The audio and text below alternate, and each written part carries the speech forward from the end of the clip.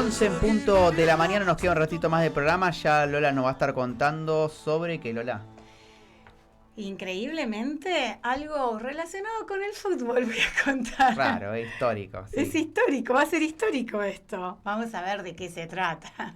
Así que nos vamos a aprender un ratito, Lola, pero ahora vamos a volver un poco a la política y la economía, podemos decir, porque CAME, ¿no? La Cámara Argentina de Mediana Empresa, que es representante de todo el sector de PYME, desarrolló o lleva a cabo mensualmente su relevamiento y lo dio a conocer esta semana, su relevamiento mensual sobre producción de la industria manufacturera PYME, y este dio una baja de 6,4% en la comparación interanual, es decir, septiembre del 2023 contra septiembre del 2022, y por cuarta vez dio un retroceso si contemplamos el mes contra mes, ¿no? Lo cual muestra que está como una tendencia negativa. Nosotros queremos saber un poco por qué se produce esto y conocer más sobre el análisis y el sector PYME en general, y por eso tenemos conectado a un destacado referente de todo el sector industrial PYME, como es Juan Carlos Zuboldi, director del sector industrial de CAME, que muy gentilmente nos está esperando ya hace tiempo, con lo cual le pedimos disculpas para dialogar. ¿Cómo le va, Juan Carlos? Buen día. Aquí Mateo Lascano y Lola Gontero, los saludamos en Radio Ensamble. Hola Mateo, hola, ¿cómo estás? Todo bien, muchas gracias por atendernos. Está en Santa Fe, ¿verdad? En San Nicolás, al límite con San Santa Nicolás. Fe. Bien. Bueno, Sí. una zona, ahora vamos a hablar de CAME, obviamente que tiene una representación general, pero vamos, San Nicolás, una zona donde uno piensa automáticamente en el sector agropecuario, pero también tiene vida industrial.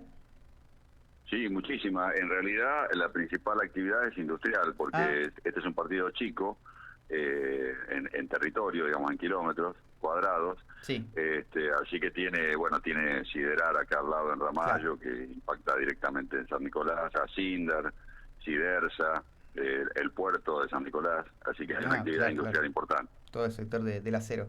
Bueno, y a ver, en cuanto a CAME, que obviamente tiene una representación, como decía yo, más grande, tenemos este relevamiento, este informe, y dos cuestiones preocupantes, ¿no? Una vez se dice, bueno, tenemos la parte buena, que si lo comparamos contra el otro año, pero en el mensual, acá no, las dos son malas. Si lo comparamos con el año pasado y si lo comparamos con los meses anteriores, en los dos casos muestra una caída, ¿verdad?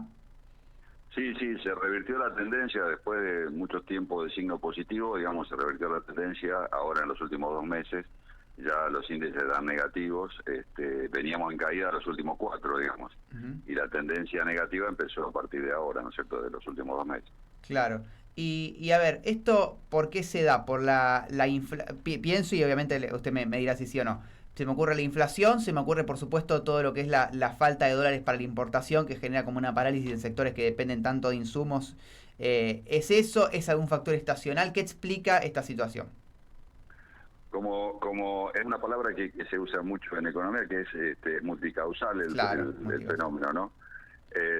Porque tenemos, por un lado, incertidumbre política y económica, las elecciones encima, digamos, una confrontación de modelos tan diversos, genera una incertidumbre general, y eso de alguna manera paraliza decisiones de inversión, de crecimiento de empresas, etcétera, ¿no? Por un lado.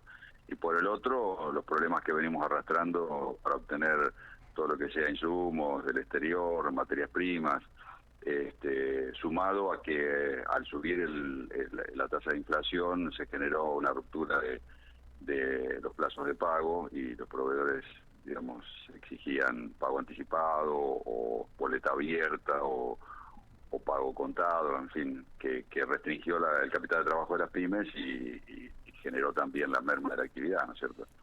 Claro, uno cuando se pone, digamos, en el cuerpo de quien tiene una pyme, que encima no puede hacer tampoco una proyección tan grande, porque en muchos casos depende. Después una pregunta que le voy a hacer y que siempre le hago cuando hablo con las pymes es esto, ¿no? Cómo se vive al día y lo difícil que es a veces hacer una planificación, pero con este contexto de incertidumbre que nos pasa a nosotros como consumidores en el hogar, pensar en lo que es una empresa, mucho peor, ¿no? El hecho de hacer una proyección y decir, ¿qué hago? ¿Me guardo por ahí lo que me sobra un poco pensando que la situación puede estar peor?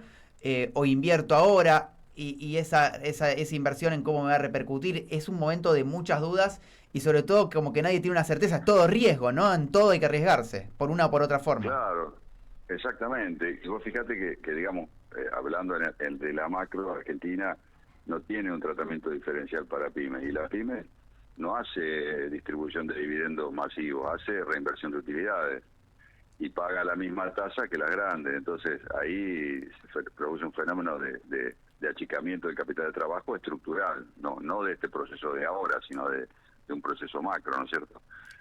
Y a eso le suma el contexto, como decíamos recién, y bueno, la situación se pone complicada, ¿no? Sí. ¿Cuál sería un modelo? Es difícil la pregunta, pero ¿cuál sería un modelo económico ideal para las pymes? Si uno tiene que decir, bueno, sin poner el nombre político, digamos, pensando en programas o en medidas, que uno dice, con estas medidas o con este modelo, realmente las pymes podrían decir, es un modelo a pedir nuestro o con el cual podemos desarrollarnos y crecer. O el sector industrial, por lo menos, lo que la tenía usted, más, la chico un poquito. Mira, digamos, como prerequisito que es general, digamos, una estabilidad macroeconómica es necesaria. O sea, vos para planificar tenés que tener en claro cuáles son las variables que van a modificarse y en qué velocidad. Si vos decís, bueno, voy a tener una inflación anual del 10%, planificá en función de esa realidad. Y si tenés una tasa de interés razonable, digamos, para promercado, también estimula el crecimiento de la pyme. Pero fundamentalmente yo creo que lo necesario, como en cualquier país del mundo capitalista, sin diferenciar, digamos, intervencionista, no intervencionista, hace falta una política industrial. Es decir, vos tenés que definir una política industrial en el contexto de una política macroeconómica general, sí, para alentar la inversión productiva, la producción y en general la generación de valor agregado. Eso es fundamental para que una pyme crezca y se desarrolle, ¿no? Claro.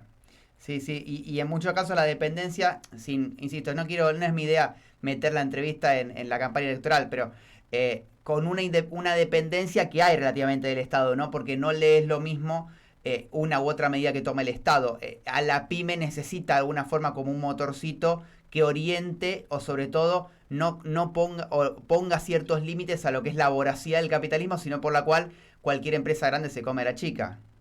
Pero claro, vos pensás que por más que se hable, digamos, de intervencionismo del Estado, la Argentina tiene varios sectores productivos que son monopólicos.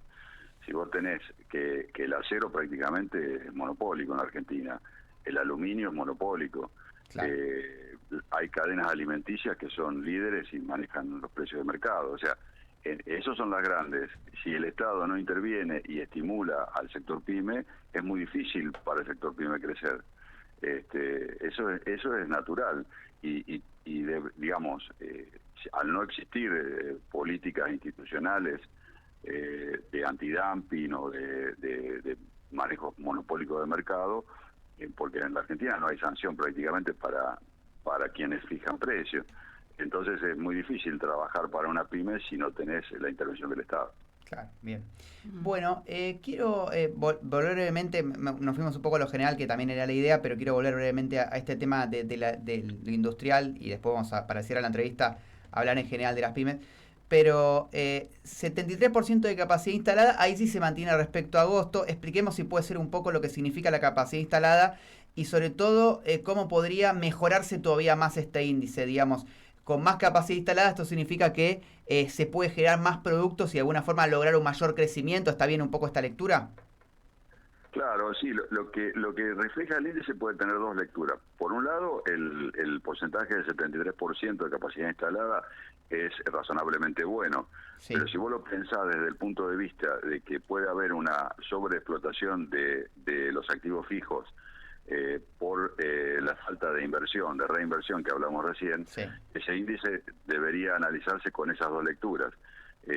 Digamos, tenemos una buena capacidad instalada que está trabajando, no digo a tope, pero muy alta, pero tal vez porque los factores de producción no tienen reinversión y reequipamiento.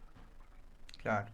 Ahora, da la sensación, perdón por insisto, la idea un poco de la entrevista es también desde nuestro desconocimiento, ciertamente, pero como que se desaprovecha a veces, ¿no? La capacidad que tiene un poco el dirigente pyme, el empresario pyme, que tiene como una resiliencia histórica en la Argentina, la capacidad que tiene en muchos casos el trabajador, que entiendo que muchas veces se compara con los de otros países y por ahí por justamente nuestra convivencia con crisis o algo, estamos como, y sobre todo quienes trabajan en el sector industrial, más acostumbrados a lidiar con falta de algo y a resolver situaciones más rápido, y se desaprovechan en algunos casos lo que pudiera ser un crecimiento mucho mayor, ¿no? Si hubiese un contexto económico más favorable. Sí, sin duda. Vos pensás que la natalidad empresaria en la Argentina es de las más bajas de América Latina. Vos pensás que Argentina tiene una empresa cada 2.326 habitantes y el promedio de América Latina es 505 habitantes por empresa. Claro. O sea, 4 veces más. Entonces, ahí tenés una capacidad de crecimiento del sector PYME importantísima. Pero también es cierto que hay un preconcepto cultural. Vos, no sé si compartís conmigo, pero es muy fácil premiar y decir qué suerte, qué motivo de elogio es este emprendedor que creó un pequeño tallercito en su casa y hace artesanía, ¿no? Y es mala palabra decir empresario, ¿viste? Ese mismo tallercito se hace empresa, se hace fábrica y ya es mala persona, digamos, porque fue empresario, ¿no? Y el ejemplo histórico de muchos empresarios pymes es haber nacido en un tallercito, en una casa. Sin ir más lejos, para hacer un ejemplo y no complicar la cosa, una fábrica multinacional como es Sinteplas nació en un garage, en una casa del abuelo, digamos, ¿no? Claro. Y hoy tiene empresa en Uruguay, en Brasil, qué sé yo, en distintos lugares. Pero se lo ve mal al empresario, ¿viste? Tiene un auto nuevo y, bueno, ¿a quién perjudicó para tenerlo, sí. viste? Sí, no piensan en que laburó durante toda su vida. Sí, yo creo que hay, obviamente que es debatible, y digamos, lo voy a reconocer desde lo personal, si bien le reconozco esto que dice, yo creo que eso tiene que ver también con la actitud del empresario, sobre todo el empresario más grande, que en algunos casos más grandes se hace como más despersonalizado hacia el empleado, cosa que no pasa en general cuando uno piensa en las pymes. De hecho, las pymes, y se lo transforma en pregunta también, tienen mucho empleo, primero por sus propios dueños, lo cual siempre es una relación en la cual uno puede tener una cercanía mayor con su jefe, con su patrón, y a la vez hay una relación como casi familiar, más allá de ser el rol empleador-empleado, que las distingue, ¿no? Y que se ponen mucho la camiseta los laburantes. Sí, yo te aclaro que yo hablaba de empresa pyme, no hablaba de empresa grande, en el concepto que te decía y coincido con vos. Viste, muchos empresarios grandes están asociados con el Estado, en muchas cosas, bueno, en fin. No hablo de ese tema, hablo del empresario pyme que se forjó desde abajo. Y también es cierto que, como vos decís, la mayor cantidad de mano de obra, más del 70% de la mano de obra, la aportan las empresas pymes, ¿no? Claro, exactamente. Bueno, estamos, yendo y viniendo. Igual entiendo que se hace ameno para quien escucha, pero bueno, si no, perdón por las idas y vueltas. Pero le pregunto a Juan Carlos nuevamente sobre el índice. El sector textil es el que muestra la mayor caída, ¿verdad? ¿Estoy bien ubicado? Perdón, no, la mejor performance. La mejor. Y la peor caída, químicos y plásticos. Exacto. ¿Esto tiene alguna explicación puntual, sectorizado, o en algunos casos sí hay como una influencia, digamos, temporal? En el caso del textil, un crecimiento estacional por producción de la temporada, digamos, más que nada, ¿no es cierto? Sí. Ese es el fundamento. Viene acumulado en el año con baja, digamos, el sector textil. Fíjate que en el año está alrededor del 1%, en realidad 1% arriba, más o menos. Claro. Pero en el caso de los químicos, la falta de insumos generó también complicaciones en la producción y incluso hubo cierre temporal de empresas en el sector químico ante falta de insumos. Sí. Es decir, dieron vacaciones anticipadas, etcétera, etcétera, ¿no? Sí. Bueno, en líneas generales como conclusión, obviamente que la idea es que la incertidumbre política se despeje y esto se tienda a recomponer. Se puede ser optimista y además cuál es su mirada, más allá de que obviamente se van a dejar con cautela, pero sobre el futuro, digamos, esto puede ser algo temporal y puede revertirse, no sé, no por decir fácilmente, pero hay signos como que se puede revertir, o lamentablemente podemos estar hasta el inicio de una tendencia negativa como la que hubo, por ejemplo, en 2018, que creo que fueron más de 18 meses de caída consecutiva.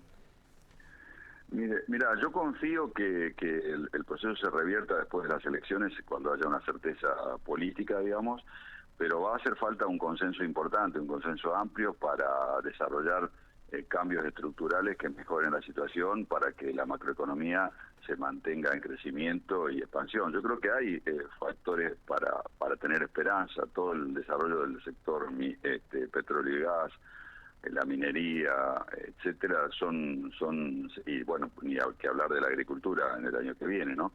Son procesos que alientan a pensar que vamos a mejorar en el mediano plazo, obviamente. Vamos a tener un proceso de reacomodamiento de precios, de sinceramiento, pero también partiendo de la base de un acuerdo, de un consenso para que las políticas sean estables, sean previsibles y el empresario se anime a invertir con mayor intensidad, ¿no? Exactamente. Bueno, Juan Carlos ha sido muy amable, le vuelvo a agradecer por la demora, por habernos esperado con la demora, y estaremos hablando seguramente más adelante, ¿sí? Bueno, un abrazo y a tu disposición, ¿eh? Bueno, muchas gracias, ha sido muy amable, hasta luego. Juan Carlos Ubaldi hablando con nosotros, director del sector industrial de CAME, a propósito de este relevamiento que reportó una caída del 6% en la industria PYME. Bueno, son las 11:15, ya se viene Gonza Rosa para sumarse al pase y hacer hoy mañana. Le volvemos a mandar un saludo a Leo, que seguramente esté mañana con nosotros. Quiero saber, Marve, por organización, si querés vamos directo con lo de Lola o hay que hacer un separador, como vos me digas. ¿Podemos ir directo a separador? Bueno, separamos y se viene Lola. Véndelo todo lo que vamos a tener. ¿Todo? Sí. Bueno, vamos a hablar de quién ganó